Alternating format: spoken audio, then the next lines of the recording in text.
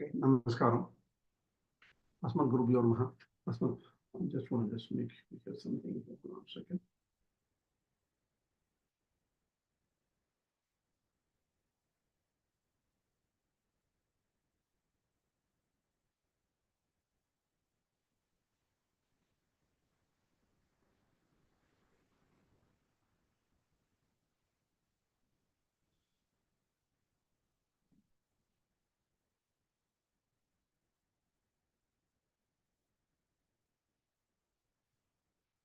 I think it's okay. I have a small doubt here. Hold on a second.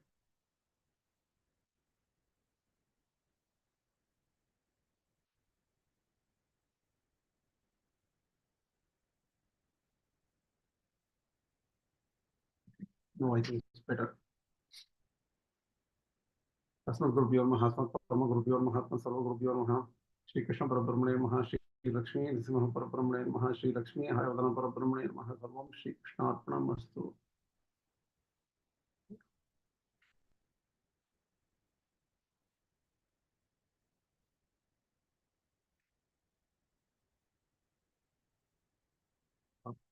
So what we do is we start with the third chapter today. So I will show you my presentation. Just a second.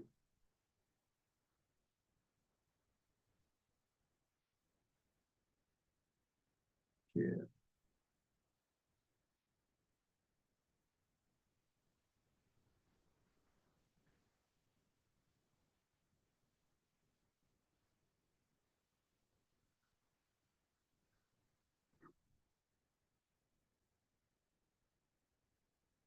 So first thing we need to understand is Bhagavad-Gita talks about Karma-yoga in the third chapter. Okay. And there's a constant talk about Karma-jnana in the Śāstras. And every Acharya is almost forced to give a view on Karma and Jnana. This becomes fundamental, whether you see the Upanishads, Brahma Sutra, Bhagavad Gita, the whole philosophy thinks about Karma and Jnana. For a moment, let us think about why are they interested in Karma and Jnana? Karma in general is action. Jnana is knowledge, in very simple terms.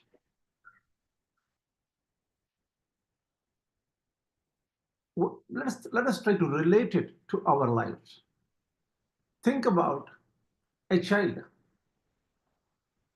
When the child is young, the child cannot discriminate between what is hot or what is cold. So a child can look at, probably looks at a flame and puts the hand right to touch the flame. But the mother says, no, don't touch the flame. It's hot. It's going to hurt you. So that child requires knowledge, jnana. Why? That is, the fire is hot. That kind of jnana is required for the child, so that what is the value of it? The child can live happily. Otherwise, child will get hurt. So karma and jnana are so fundamental in every step of our life. Okay. Now, if you look at it, let's say karma and jnana, or it's, why not? Karma and jnana should be simple, right?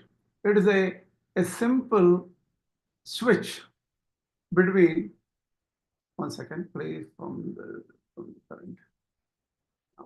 Yeah, karma and jnana are simple. If I have a knowledge, I know what to do right. That's a simple thing, right? Now let's take an example. I want to take my personal example here because I knew that I had to think a lot at a particular time. I had passed out of pre-university. As you know, in India, whatever may be the level, there's a huge amount of competition. If we are the most populous country in the world today, roughly, number of people getting into college, there has to be a lot of competition. So what happens is, I wanted to take up engineering because I did not get into doctor or medical institutions. Then came the question, what type of engineering should I take up at that time? We are talking about 48 years back. At that time, how do you predict the number of jobs available in what area? And how many more jobs are available in this area or that area? This kind of questions come up, right? And I was the first child in the family, so obviously I have two younger sisters, and oh my God, I have to take up responsibility. I have to earn, so I have to make sure that I'll get a job. So think about, even at that time, we have to make choices. See, now it looks like stupid. Everybody goes through some law or engineering or Sanskrit or whatever, right? Why do you worry too much? Why worry? Go there, whatever you get, just go there and do it. That's not the truth. When you're young, you will definitely face a big issue about, oh, should I go this way? Should I go the other way? And you will ask a number of people about, oh, should I go to mechanical engineering or computer science, or what should I take up? And you figure out based on their knowledge at that time. Believe it, it's 48 years back. How many people knew that how the jobs will turn out in the future? That is, 48 years back, they had to predict if this guy, the student is going to live, say, 50, 60 years or 70 years. During the lifetime of the child, of the person, they have to predict where the jobs will be more. Because what if he gets a job and then suddenly the job goes away and after 10 years he does not have any job in that area? That's bad, right? So over an average period of life, they have to predict which direction to go. This is a difficult problem at that time, even technically, scientifically speaking. Today, when you look back, it's okay, because you can look back and look into the internet and see, are there more jobs in the mechanical engineering or more jobs in computer science? But actually what happened was there was an explosion of, till the 1990s, mechanical engineering jobs were stable, or there were reasonably more jobs, I guess. But after 1990s, the computer science jobs became so many. There was an explosion in the computer science area. So there were more opportunities, and even now there are more opportunities in computer science area than in mechanical engineering. But can you predict this long time back, about 48, 50 years back? Can you do it? So even in our ordinary lives, we come across these kind of questions as to what is the true knowledge here? What is the real, this knowledge is only for a simple career path. But the career path is very big when you don't have a job and when you're looking to study for something so that eventually when you grow up, you will have a job. It's a hard question. So the same kind of choices occur for us. For marriage, should I marry this person or that person? Now or after 2 years? So or should not marry at all. Believe me, when I'll come to that a little bit later, then eventually we will have choices like, where to live. Whether should I live in Bangalore or outside India or here or there? We constantly are thinking about what to do, what is the right thing. But this is just ordinary lives of every person in the world. Almost every animal probably makes some decision, something similar to this, right? But what about spiritual life? That is a question we need to ask. That is a question relevant to Gita here. Let me ask you a question.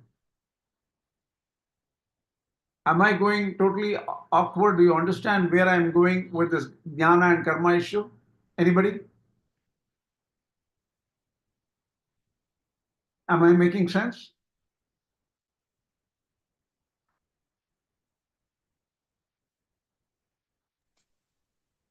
Yeah, Hello? it is correct. Yeah, it's correct approach only, because we have to actually progress from our current state itself. True. So every living being have to make choices. And jnana and karma are important. Jnana gives you a direction as to what is right, what is not right. And at that time, it may be a prediction. But older people may know better. But even older people at that time wouldn't know what happens 50 years from now. So this is where it's hard and harder when you look at future. But when it comes to spiritual life, what it means is, see, many ordinary families, they don't care. That was the only thing I got. I got engineering. I got into mechanical engineering, and that's what I like, and I went. Right? Some simple decisions they will make. But what if in your family people are spiritual? That means they look at dharma here, hereafter. When you say spiritual, what it is there is a strong belief, guided by acharyas and knowledgeable people, that there is life after death. There is rebirth. And if what you do in this life will affect what you get in some other life in future. If all these issues come up, then reliance on Shastra, reliance on Jñānīs will become powerful. At the time, I remember very well, a couple of my uncles came and said, Krishna, you're born into a good family. Why don't you give up all this engineering, medical and everything and become a priest? Go and study Vedas, do Vedadhyana, become a Ghanapati, and you will definitely get a job in some kind of a priest job or a temple job. So don't worry. Then some other uncle came up and said, oh, that uncle who told you this is a fool. We know so many priests who don't have jobs. How many, Vedadhyanam Pandits are begging for money. So we should not take up that. The things have changed. The older times have changed. So people started giving me that advice also. So think about how much at a point a person has to think to do the right thing. So just wanted to relate my personal life to just make you understand that jnana karma is essential. Otherwise, karma jnanadeva moksha, karma is necessary, karma is not necessary. All these ideas won't make any sense if you don't know the fundamentals of why we are understanding something. That is the context I want to give here. Okay? So for a spiritual life, who knows that there is a Jīvātmā beyond life? When body goes away, the Jīvātmā still exists. Some Atma exists, and that will go into a different life. So if a person has strong belief in the Śāstras, where they cannot, no science can predict there is a second life, next life, or something like that. No science can predict what you do now will affect in your next life. They can only say, suppose you don't study and you go to exam, you may fail. That is something which, that is a level of future a scientific and rational thought will give you that value. They can give you good advice. Only to a certain extent in the future. When the future goes beyond this life, you have to rely on a Jñānī, realized person, and definitely on Shastra. That is why Krishna says in the 17th chapter, Tasmat Shastram Pramanante Karya-Kāryam Vyavasthito. If you want the well-being of your mind, body, intellect, and your Jīvātmā, then you have to look into Shastras. If you want only well-being of your body, just money, comforts, then you just have to ask somebody else who has succeeded in life. Oh, look at how Bill Gates made so much money. Look at how Elon Musk made so much money. Or we'll try to take the example of an Ambani or Adani or these kind of people. And then, oh, if I do the same things what they did, I might get a lot of money. And that money will give me a lot of wealth. I can buy lots of cars and stuff like that. I can live a comfortable life. That's all. But why do I have to worry about something beyond local comforts? Why worry? Because I want to ask this question to you. Why should you worry so far in the future? Why not worry about something next year, this year, in a couple of years? And many of my friends, even today, I'm 65 plus, and even today, Many of my friends say, oh, this year we went to Alaska trip. Next year I have to go to, Himalayas. And we have to plan for this, and we have to make sure we have the right flights, right? This one, make sure the weather is okay, we can go there, and things like that. So they keep on planning at least 1 year, 2 years from now. Afterwards, who cares? Who knows what is going to happen? This is the. I'm not talking about, even from spiritual families, even from very dharmic families, people basically do this kind of thinking. Why worry about beyond these 3 or 4 years? Why worry more than that? Who knows what happens to our lives? Can anyone answer? I'm looking at a very fundamental thing, and we have talked about it earlier, but I want you to think in a different way. Let's tell me a couple of people. I just want you to throw some ideas. Why should I worry for a future which I don't know, long time from now? Maybe more than 5 years. Because we are ignorant. Maybe we are not smart enough. Just think of the moment. Yeah, one thing is we don't know what is happening. So obviously, why worry? That's one question, one aspect. Any other thoughts? I think at least in my case, it is the understanding that I actually know. That I can make it happen. Whatever I can think of, I can make it happen. So I actually know, rather than. Okay, just a second. Something is happening to my sound. I need to make sure my sound is set up properly. 1 second.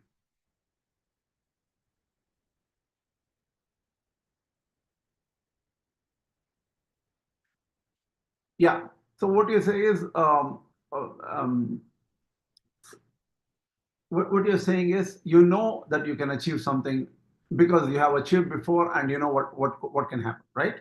Yeah, it's like an understanding that you make things happen, and whatever comes in the future is because of your efforts now.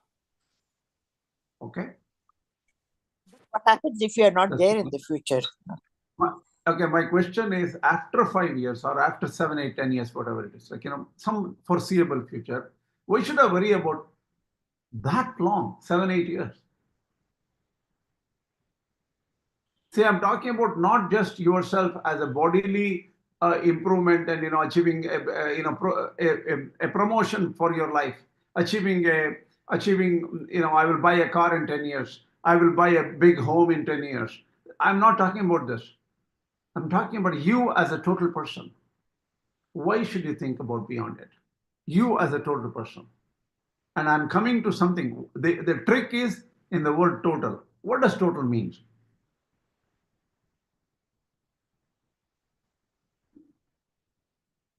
Okay, let me answer you. Okay, because it's a little complex and I'm thinking in a different way. I don't want to. I'm just asking questions to make sure that are you on the context? Are you understanding the context? Okay, now I tell you dharma. What is dharma? Dharma means you cannot get away from the body. You cannot divorce your mind. Right?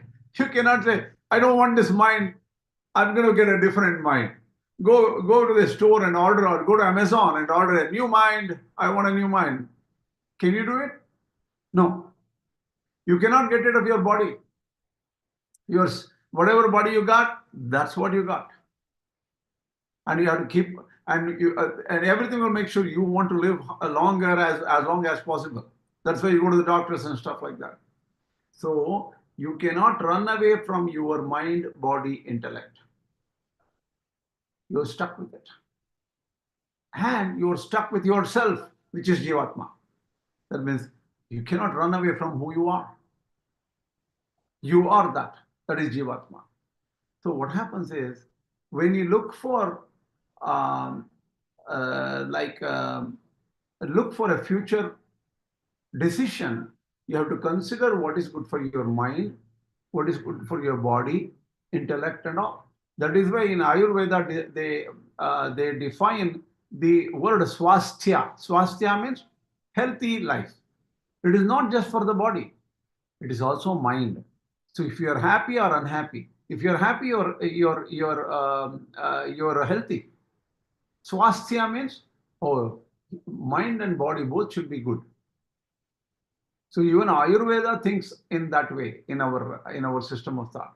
Our philosophy obviously saying that you need to attain bliss, not hopelessness, not sorrow, but you need to attain bliss. And that is possible.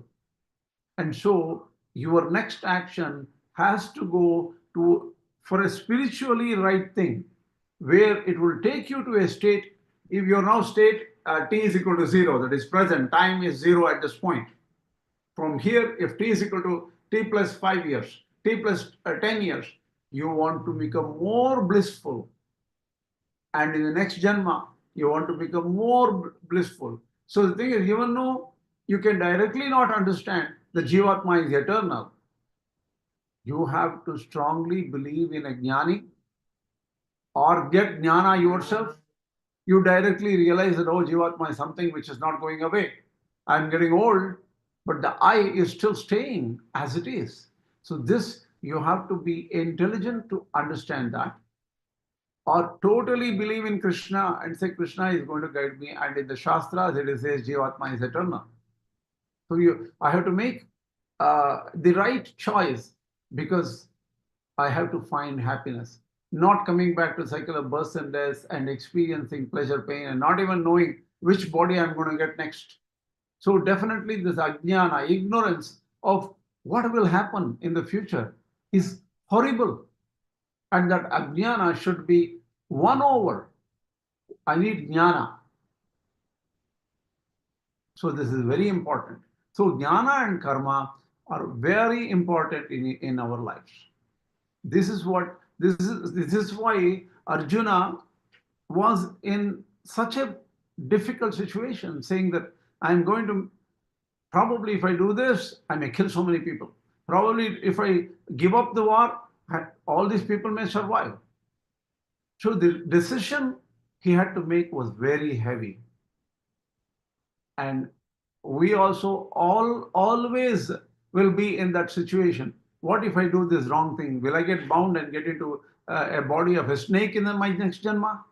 Let me not do it. So that is why Śāstras are given, which are guidelines, so that we don't do too many wrong things which will make us bound further and get more ignorance and go to lower level lives. This is the important thing we need to understand. Let's go further. Now, what is in the mind of Madhvācārya when he is talking about karma? Anyone? Madhvācārya is now going to talk about Karma-yoga, right? That is the 3rd chapter. But what is in the mind of Madhvācārya?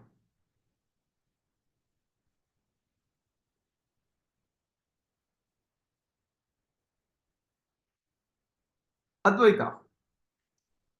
His Purva Paksha, Madhvācārya's Purva Paksha is predominantly Advaita.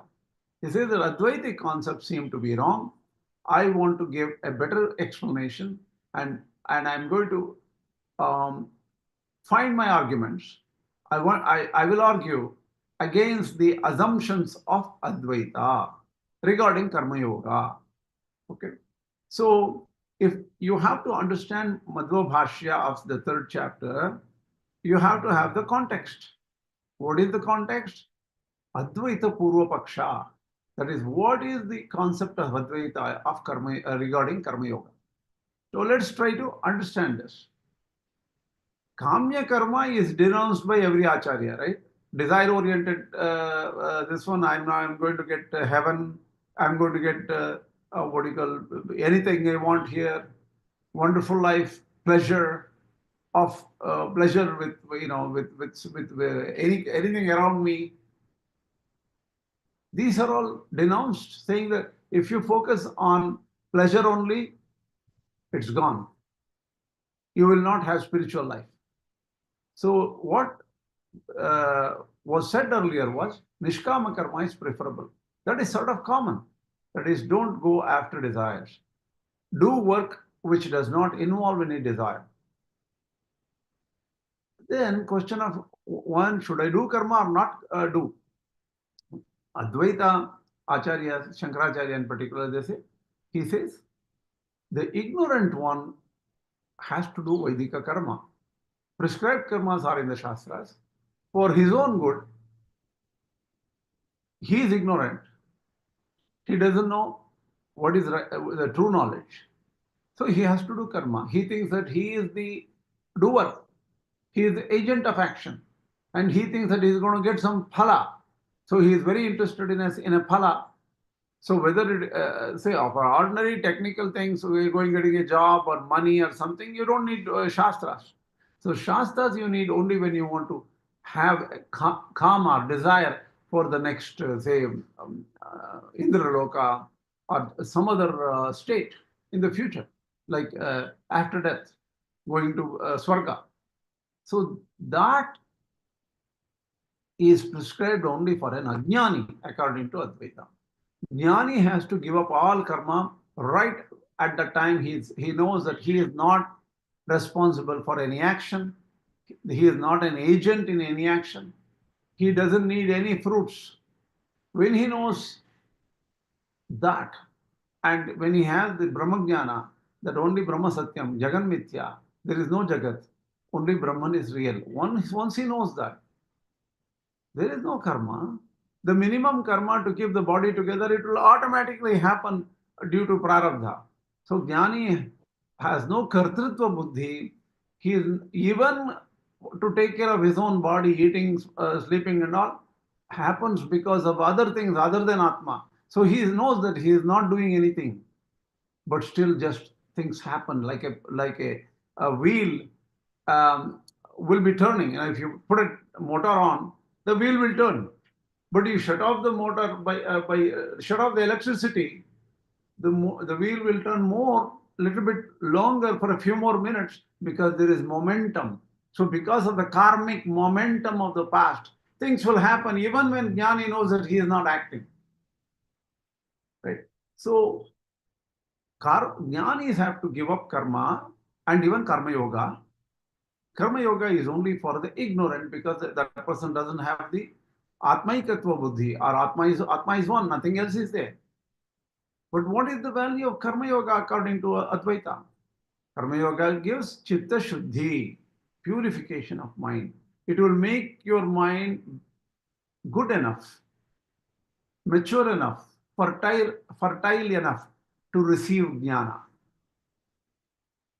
Once you receive Jnana, then you give up karma. And only through Jnana, you get Mokṣa. So here, Karma-yoga leads to Sattva Śuddhi. Yeah. Swami, is it not wrong to say that Jnānī gives up karma when he realizes, when the Jnana comes to him, when he realizes that he is not the agent, right? Yes. Then what is why is it said that he has to give up anything? Even giving up karma is an action, right? That somebody does when he has when he has the sense of doership. See, automatically when Jnana comes, the karma falls off. See, when give up means, what do you call, once he realizes, it's just a slow process in the mind, right? He says that, oh, I'm not the agent, I'm not the agent. Maybe perfection is not there, right? And still, through many intuitive knowledge, he will know that he is not the agent. But only when he knows that he is definitely not the agent, the karma ceases to exist. He doesn't have to even think at the time that I will not do karma. The karma will go away. A true Jnānī, the karma will go away for him. For example, as long as he is doing karma, that means the true Jnana has not come. Right? So in the case of Ramakrishna Paramahamsa, when Ramakrishna Paramahamsa's mother passed away, when he was asked to do rites, funeral rites, and somebody gave him water and say Achyutaya Namaha. say Anantaya Namaha, Sri Govindaya Namaha. When he says he was unable to even utter, the moment he said Achyuta, he started thinking of only Achyuta, and his body froze. He didn't give up. It's not giving up is not an action after the karma is not there. So that's not a big issue. You consciously give up karma when you're still an agent. But that is a slow process, right? 100% jnana is not there, 99% jnana is there. But you will start, that is a vividisha sannyasa issue. There is no big issue. We have talked about vividisha sannyasa, vidvat sannyasa. So a person, even if by Shastra he knows that, well, this is the wrong direction, right? Even though a person doesn't have perfect experience or perfect knowledge, his acharyas have told him that, look, if you do karma, you will get into more ragadvesha, that is desires and anger. So I give up. Then he strictly believes and he can give up. That is what is vividisha sannyasa. So you don't have to be a perfect jnani to become sannyasi or the ashrama sannyasi. I think we have discussed this very well, right? Okay. So Karma-yoga gives Citta Śuddhi, then Jnana-yoga. After Jnana-yoga, he will get Mokṣa.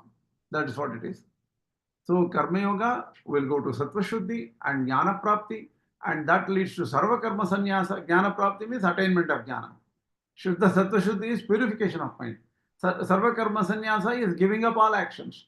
And Jnana-nishtha means stay in knowledge, and you will get Mokṣa. After the prarabdha goes away, it is Mokṣa. That is the methodology given in Advaita.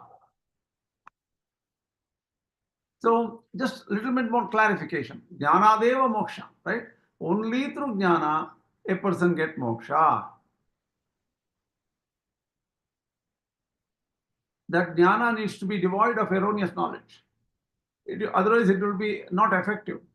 So Moksha is only possible through Jnana. In order to remove wrong knowledge, you give up karma. Because when you give up karma, you won't get into the same old aspect of ragadvesha. Because karma has a lot of possibility of interaction with people and all. You may be upset, you may you may love something, you may hate something. That is why to even avoid all such things, Sanya, he will give up all actions. Okay. Now, further, one second. Just a second.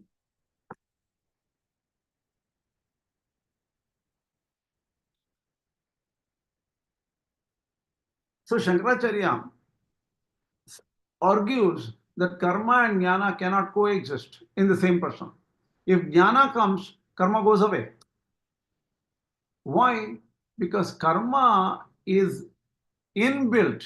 In karma is avidya or ignorance. What is the avidya? Avidya is the very superimposition of this universe. Adhyasa. This universe is superimposed on the in the world by ignorance. Because we are ignorant, we think that we are the doer. We are tall. We are fat. We are upset because we think that we are the doer. Nothing of this is real. This whole universe is unreal. So when a jnana comes, there is no avarna. There is nothing, no superimposition. So when jnana comes, there is no karma. Karma is impossible when the jnana really sets in. But on the other hand, for an ordinary person, karma is required, even according to Śaṅkarācārya. Why? Ordinary person does not have Citta Śuddhi. And if without the Citta Śuddhi, the person is not ready to receive jnana. So an ordinary person has to do Karma-yoga. And even though it has avidya in it, avidya means ignorance. Ignorance is a part of Karma-yoga. But still, you have to continue because you have to get the Sattva Śuddhi or purity of mind. Once the purity of mind comes, only you will get jnana. Once you know jnana, avidya is gone. If avidya is gone, the person cannot do karma. That is why Sarva Karma Sannyasa is a natural effect of knowledge in the Advaita. Okay, now I've given you a little bit of Advaita background. Are we clear on the Advaita background? Yeah, yes, more or less clear. More or less clear. Okay. Now we take up the next one. Jyāyasi chet karmanaste mata buddhir janardana tat kim karmani ghore mam niyojesi keshava. This is the first verse of the third chapter. This is the question by Arjuna. Jayasi chet karmanaste mata buddhir janardana. Well, if you think that jnana or buddhi is better than karma, tat kim karmani ghore mam niyojesi keshava. Then why are you asking me to fight, which is such a terrible thing to do? Vyamishtrenaiva vakyena buddhim mohayasiva me. It appears that you are trying to confuse me or you are confusing me. I am confused. You are not confusing me. I am confused. Tadekam vadanishitya yena shriyoham apnuyam. Tell me clearly, what should I do? Is jnana better or this terrible war better? And why are you putting me why are you asking me to fight when you clearly told me earlier that buddhi is better than karma? Okay. Now, if you we'll go into details of this from the eyes that is using Madhva Bhashya. Okay, Madhvācārya's opinion we need to understand. What was said in the second chapter is Atma Swarupam Jnana Sadhanam cha Uktam Purvatra. In the past, Atma Swarupa was said. What is Atma Swarupa according to Madhvācārya? It is both Jīvātmā Swarupa and Paramatma Swarupa. Ishvara Swarupa and Atma Swarupa were both said in the second chapter according to Madhvācārya. And Jnana Sadhanam. So the Jnana is Atma Swarupa, right? Knowing of Atma Swarupa. Jnana, how do you know? To know Jīvātmā and Paramatma, which are invisible, you need to have Karma-yoga. So Karma-yoga is a Sādhana, a way, a path to achieve Jnana. That is, so doing Karma-yoga, you will get the knowledge of both Jīvātmā and Paramatma. Jnana sadhanatvena akarma vinindya karma vidhiyate uttaradhyaye. So, in the third chapter, not doing any work, akarma is giving up. See, Madhvācārya is focusing on, well, in the, according to Advaita, they are saying you can give up karma. Madhvācārya says nobody can give up karma. No one. So, right at the very early outset, in the beginning of the third chapter itself, Madhvācārya starts attacking giving up of karma. Giving up karma is denounced in the Bhagavad Gita. No one should give up karma. Jnana sadhanatvena akarma vinidya. Giving up karma is denounced. Karma vidhiyate uttaradhyaye. That means in this third chapter, karma is prescribed. Karma yoga is prescribed. Let's see how.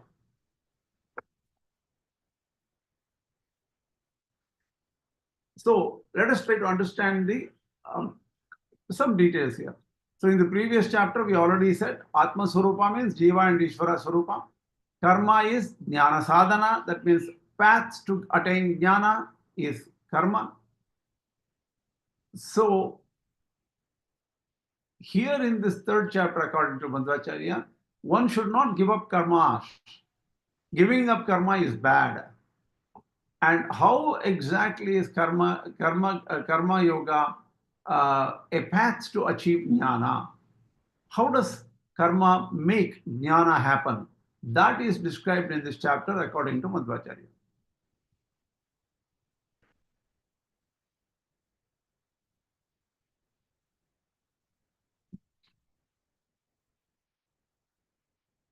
So Arjuna's question is like this.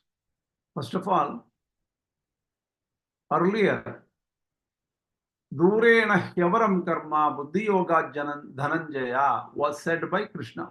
Durena Hyavaram Karma means karma is far below compared to Buddhi Yoga. If karma is so far below, Krishna, why are you advising me to fight? This is confusing. Why not peaceful work of the yatis. What if I join a ashram and become a monk and be peaceful, not worry about anything, just serve and ask for bhiksha, beg for food, and if somebody gives food, I will eat. If somebody does not give food, I will starve for some days. So it is peaceful. I am not hurting anybody. Nobody is bothered, and I am focusing on only jnana. And there is no question in the yati dharma. Becoming a monk means there is no question of having desires and hatred.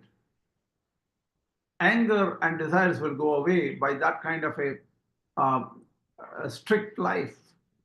This war, even to start with, it is filled with desire and hatred. That is one question. So the other aspect of the question is, so Niṣkāma Karma, even if you say do actions, Niṣkāma Karma means mind control, in the sense control, and not getting involved with objects, vishayas.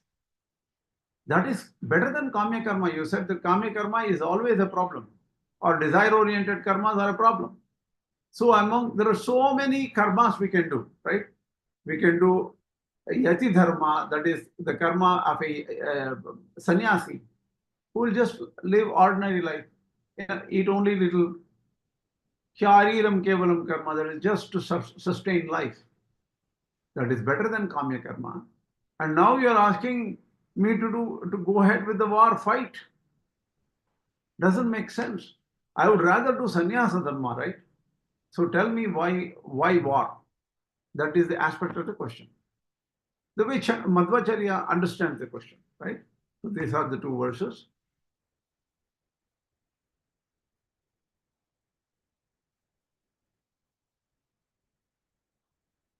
So clearly, Arjuna is referring to Durena Hyavaram Karma verse taught by Krishna in the second chapter. And there, Buddhi is extolled by Krishna. Hence, why are you making me fight? Is the question. Now, Gita Tatparya says, Jnanam yogascha uktau. Madhvācārya says, Jnana and yoga has been taught. What is Jnana? Jnana is Ishvara Jnana and Atma Jnana. Jīvātmā Jnana and Ishvara Jnana. What exactly they are? That is said in the second chapter. And how to get Jnana is the path to get Jnana, that is Jnana Sādhana, that is Karma. Tatra Karma-yogam visheshataha prapanchate anena adhyayena. What was said in the second chapter, the Karma portion will be explained better here. That is Karma-yoga will be explained better. And why this question came up? Because Krishna said, Durena Hyavaram Karma. Karma is denounced. Karma is not is very, very, very low compared to Buddhi. So that started this question. Now, Sri Bhagavān Vacha. So answer from Lord Krishna is, Lokesmin Dvivida Nishta Pura Prokta Mayanagha Jnāna-yogena Saṅkhyanam Karma-yogena yoginam. There are two sets of people, Saṅkhyas and Karma-yogis. Jnana-yoga is for the Saṅkhyas, Karma-yoga is for the yogis. This is general meaning of this verse. But if you look at Madhva Bhashya, this is how it goes. Jayastvepi buddhehe adhikarikatvat tvam karmani adhikritaha iti tatra niyokshami ityashayavan bhagavanah. So we have to understand, according to Madhvācārya, Arjuna is a Jñānī. Even though Arjuna is a Jñānī, your adhikara, that is the eligibility, is to do karma. You can be a Jñānī and still do karma. So there are two types of people, even among Jñānīs. So even Jñānīs are of two kinds according to Madhvācārya. Dvidaha api santi janaha. What are the two types of Jñānīs? Gṛhastha karma tyagena jnananishtaha sanakadivati. That means there are one kind of jnanis who have given up the Gṛhastha dharma or the life of householders and walked away to ashramas, walked away to complete sannyasa, where they are not interested in marriage, children, and all the pashu pakshi and supporting other ashramas, supporting other people. They are not into that. Totally meditation, focus on meditation. They are people like Sanaka. They are also Jñānīs, Jnana sadhakas, Jñānīs, and they are like Sanaka, Sanandana, Sanat Kumara, and those people. Now, Thastayeva Jnananishtascha Janakadivat. But there was a Jnani like Janaka who was completely involved in karma. Karmanyevaha samsiddhim mastita Janakadeyaha. Karma focused on, Janaka focused on karma only. But he was a Jnani. So, the Jñānīs are of two kinds. Some people like Janaka and Priyavrata, or they are Jñānīs, but they do mostly Karma-yoga only. And people like Sanaka, Sanandana, Sanat Kumara, they are only focused on Jnana. They give up all householder duties. But Madhvācārya says you cannot give up all duties. You cannot give up karma completely. That is the nature of our body. That's the nature of life. That portion will become clearer in the next few minutes. Sankhyanam, Jñāninam, Sanakadinam. So Madhvācārya classifies who are the Sankhyas? People like Sanaka. Sanaka, Sanandana, Sanat Kumara, they gave up married life. They are focusing only on Atma-jnana. Yoginam, Upayinam, Janakadinam. There are second types of Jñānīs who are known as yogis. They are Janaka, Priyavrata, and other people. Jnananishta, they are established in Jnana. But Adhikarikatvad, Lord Vishnu has told them that you have to do karma only. You have to show the world. But even through Karma Yoga, people can get value, spiritual upliftment, spiritual progress. So because they were willed, they were asked, they were guided by Mahavishnu to do actions and be in a householder life. Lokasangrahartatvacha. So they wanted to set an example for the ordinary people who are Gṛhasthas, how to live an ideal married life, ideal Gṛhastha dharma, and continue with Karma Yoga being a Gṛhastha. So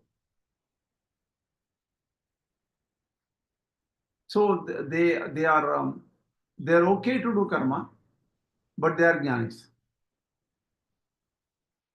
So a little bit about Priyavrata. Many people might have heard Janaka. And see, Janaka as Sita's father is one. Janaka is also said to be a different person. Janaka comes up with different names, actually, different situations. But everywhere, Janaka is supposed to be. See, there is a story about Janaka and Yajnavalkya, right? He was a student of Yajnavalkya. So, who was he the same person as the father of Sita? I don't know. So, the thing is that Janaka is a generic name which comes up there. But the thing is, Priyavrata story comes up in Bhagavata and probably in the Vishnu Purana. So, Priyavrata was a very powerful king. He was the son of Swayambhuva Manu. Manu is the first person, right? First person created. So Swayambhuva Manu, son is Priyavrata. So a short history of Priyavrata is, he was very detached. Priyavrata was very detached very early in life. He was only inclined in spiritual life and not in material life. But once he met Narada Muni, and Narada Muni said, oh, what do you call, you should do this. You should,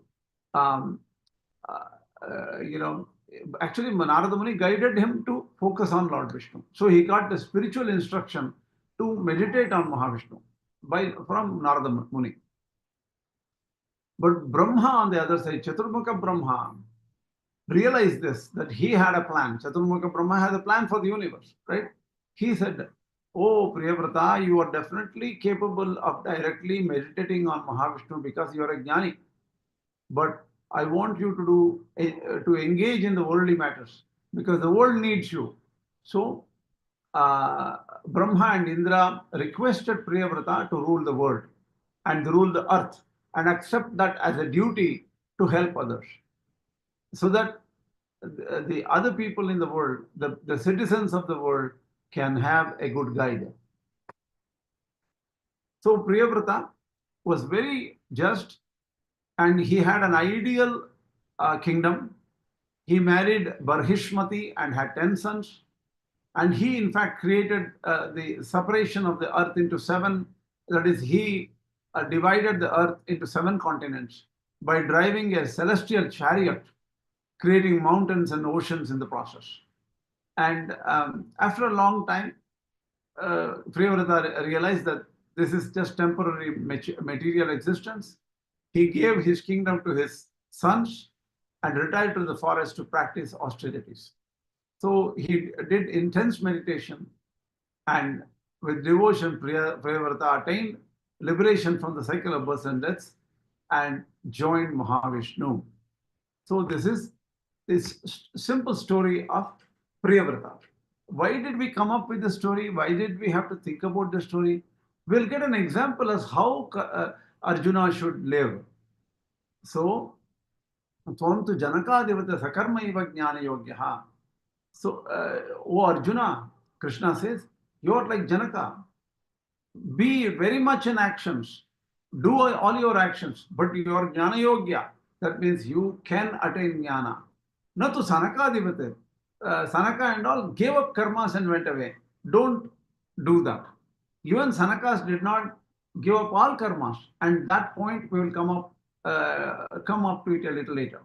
Santi ishvarechaiva karmakrataha priyavrtadayorapi jnaninaha eva. So Priyavrata, Janaka and all, they are they are known as karma-yogis. They did karma, but actually they are jnana-yogis. They are Jñānīs. Because of the Ishvaricha, that is guidance given by God, Hari, they started doing work and involved in Karma Yoga to help others. Tatapi hiktam Ishvarichaya viniveshita karmadikaraha. So they, even in the Śāstras, that is in the Bhagavata and Puranas, it is said, only because of the will of the Lord, they started getting deep into karma and actions. So now we have some derived information. What are the derived information? Yajnas and Gṛhastha karmas such as war are not kamya karmas. So the yajnas and Gṛhastha karmas can be kamya karmas if you do it with desires. But if you don't have any desires, those yajnas and Gṛhastha karmas will help you get jnana. So they become jnana sadhana. But if you do it with desires, it will only give you, putra kamo yajeta. I want a son, so I will do yajna. You will get a son. Swarga kamo yajeta. I want to go to Swarga. You do a yajna, you may go to Swarga if you do it right. So these are all desire-oriented activities. But the yajnas and Gṛhastha karmas need not be desire-oriented. You can completely give up your desires and attain jnana. So if you done only for jnana, that will become Niṣkāma Karmas. So even the fight, or go fight Arjuna, that yuddha is a Niṣkāma Karma, because you didn't want this fight.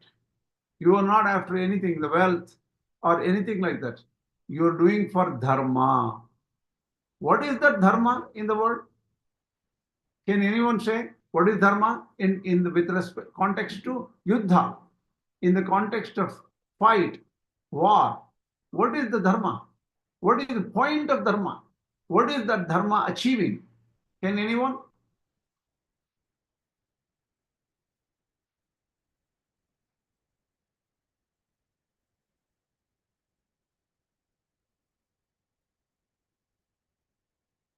You have to eliminate Righteousness, maybe righteousness it achieves. So there, the righteousness is you have to eliminate the wicked people. Because if you give power to the wicked people, they will make the entire universe wicked. They will force, they will overpower all good in the world. They will eliminate good in the world. But that is not in the good interest of the universe. So you cannot let people like Hiranyakashipu or Duryodhana or any set of wicked people to survive and keep on doing wicked things. That is like letting and saying, part of my body has cancer. I'm not going to go for any treatment. The cancer will spread and kill me. Is that the right thing to do? Even if cancer takes over some portion of the body, I may have to even amputate my arm, but still I have to do it because I have to get rid of the cancer. Amputation may not be the right word for cancer, but the thing is, they do, tumors will be removed, right? Cancer tumors are removed. Even though they are part of the body, they will be removed. Similarly, the part of the universe, like the bad people, have to be removed. Otherwise, the cancer will spread. The bad people will influence the whole world and destroy the whole world. And that is not in the good interest of the Lord of the universe. So dharma has to be upheld. And that is held even in our body. If we, if diabetes makes somebody, a portion of the body gone, that gets amputated. That has to be amputated to survive. Even funny thing, Hiranyakashipu says, the same thing Hiranyakashipu uses it in a different way. Oh, Prahlada, you're my son, and you're so dear to me. But you're such a wrong person. You're doing Vishnu Puja instead of worshipping me. You're worshipping Vishnu.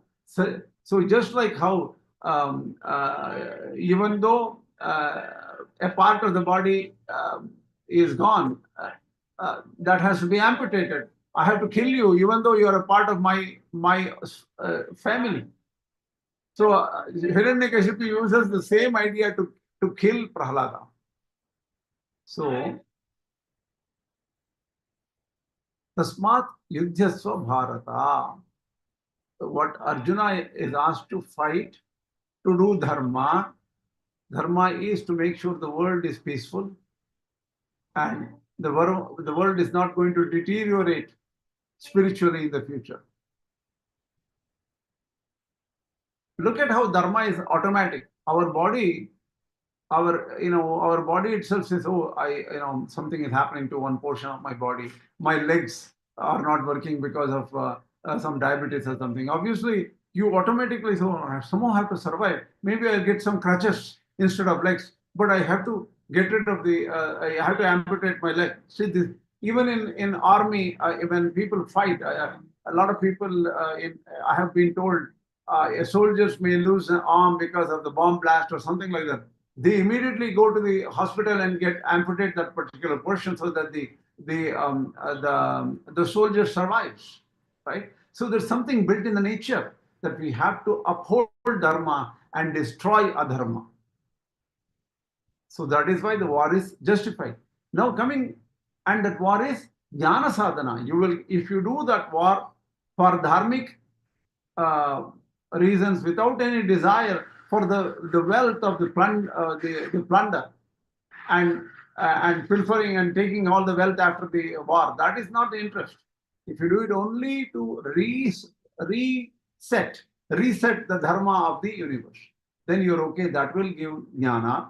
However, yati dharma has no place for kama krodha, right? Everybody knows yati dharma is peaceful living. There is no desire or anger. So why not yati dharma instead of this terrible war?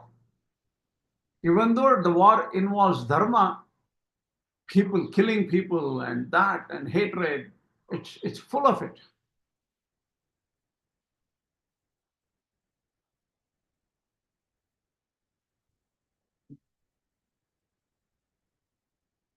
Arjuna though a Jñānī is a Karmadhikari like Priyavrata, so two types of Jnana Sadhakas were told, that is Karmadhikari and Anadhikari. Anadhikaris are Shuka and others, type 2. Karmadhikaris are Arjuna, Priyavrata, Janaka and all.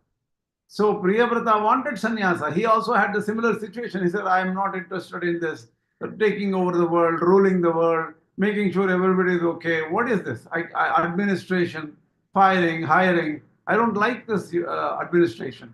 Priyavrata was asked by Chaturmukha Brahma to be in this world to help out others.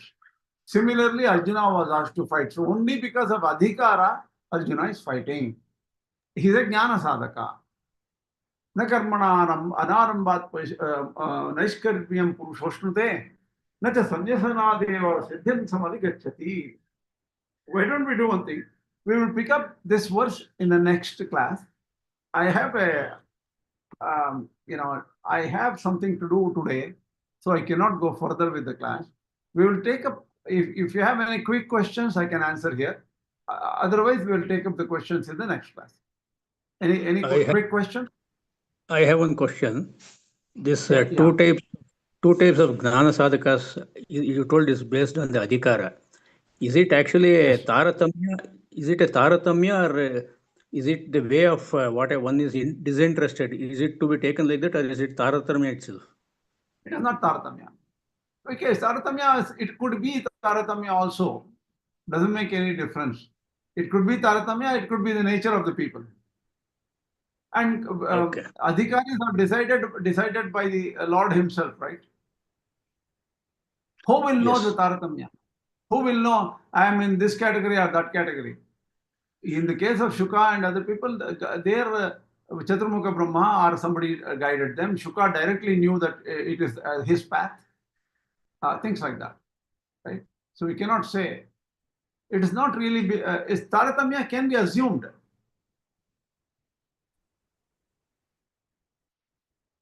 It's not directly indicated here.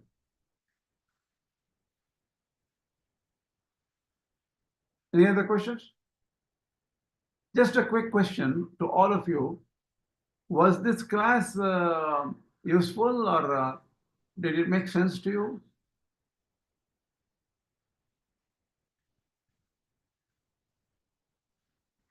Definitely, it was useful, very useful. Thank you. Because this was said long time back. Am I repeating the same old thing is the question, You knew pretty much everything I told in this class, right? Yeah, but it makes us understand better each time we hear. It makes our knowledge better, I think. Anybody else? At least for me. Yeah, anybody else who disagrees? Be honest. Honesty is the best thing.